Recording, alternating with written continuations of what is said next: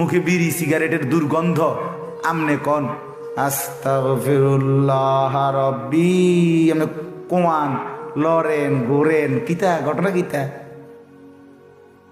কার কাছে মাফ চাইতে আছে? হ্যাঁ, মাফ চাইতেছেন কার কাছে?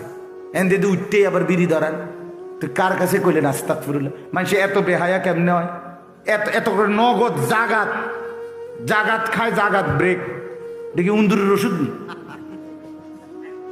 এরম বেশরম কেমনে হয়? কি উমি? আরে বলেন না, একজন মুসলমান এত নির্লজ্জ কেমনে হয় বেটা? এই মাত্র বললা আস্তাগফিরুল্লাহ রাব্বি, আল্লাহ মাফ চাই, মিন কুল্লি দামবিন, সব গুনাহ থেকে। উঠতে দেরি, বিড়িটা ধরাইতে দেরি না। এত বড় ডাকাত কেমনে মুসলমান হয়? এত বড় ডাকাত হয় কেমনে? কি